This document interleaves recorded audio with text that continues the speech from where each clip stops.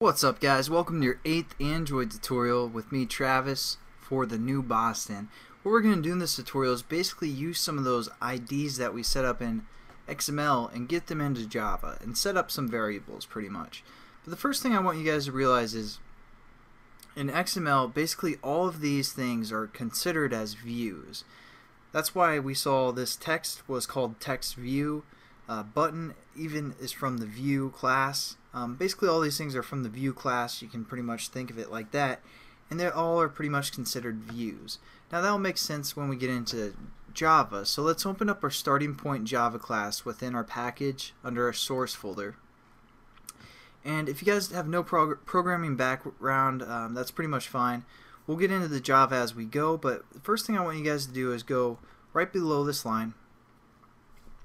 And like I said, I'm not right now I'm not going to explain too much about what this is and how Java works, but basically what this is this is our class, and the ending bracket is right here, and within our class we have a method called onCreate. So that's all you guys need to know for right now. Don't look into it too much. For the most part, you see the public, the class, you're like, whoa, what's going on? Void, but don't worry about it. What we're going to set up is just basically some variables. So the first variable we're going to set up is going to be an integer. It's going to be our counter item, basically a number, and we're going to keep track of our total. So basically when you're programming, that is called an integer. An integer is a whole number, like a 1, 2, 3, 4, a -1, such as that. And to define your variable, basically you tell you give it a type, what type you want, which would be an integer, and then you give it a name. So what we're going to do is type int, which stands for integer, again as for a number, and we're going to call this integer counter. That's just the variable, that's the name that we're giving the variable. We aren't setting it equal to anything, but we're just setting up our variables. Now we're going to define a button as well, because we have two buttons, an add button and a subtract button, and so we're going to say button add. And again, I hope you guys noticed that I put a semicolon after both of these lines. That's kind of standard in Java. After each line you want to put a semicolon. And we're getting an error for a button. So basically what I want you guys to do is hover over the button, and you can see we need to import the button, which basically is a class from the Android.widget packet. Again, under this 2.2 there's a package called Android.widget. So that's where the button's located, and so we can use some of the methods. We need to import it. The import comes up here, right here, Android.widget.button. So now we can use the methods from the button class. So there we go. We set up a button variable. Again, it doesn't mean anything. We just set up this variable called add, which is a button. Now we can set up another button called subtract down here as well. But when you want to define more than one button, you can also just hit a comma sub for subtract, or for a second button. So now we have two button variables, an add button and a subtract button. Again, they don't mean anything. And the last thing we need to do is set up our text view. So we're going to say text view, and we're going to call this one display. And again, you guys can name these whatever you want. This is just the names that I'm using. But we do have to use this type, which is the text view. Again, we have to import it so we can use some of the methods from the text view class.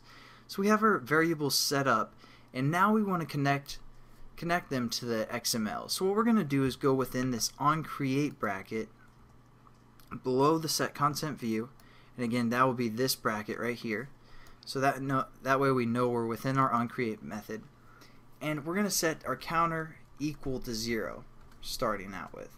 So it's pretty simple, just counter equals 0 and then semicolon, and now that set up our variable counter to 0, and again this variable is an integer, and our program's going to know that now that we're working with a number for the most part.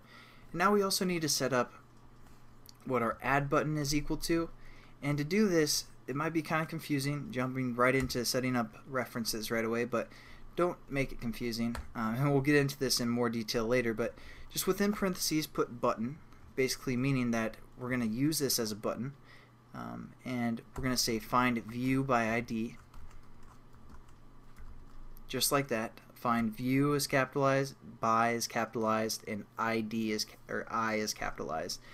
So basically, we're finding the view by the ID, and again, all those things are views. The button's a view, text view is a view, and we're going to find that view by the ID of that view. So we're going to put within parentheses r dot ID dot, and then we have our IDs that we set up in the XML in the last tutorial. Since we're setting up our add button in Java, we're going to say button add, and then we just have to hit a semicolon at the end of this, and we basically set up our ID. Now to set up again, or we basically set up the connection between XML and Java.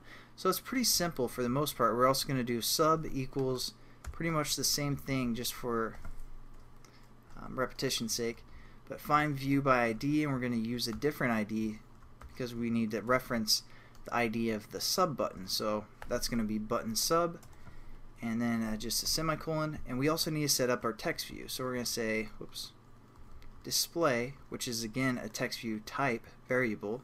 We're going to set that equal to, within parentheses, text view,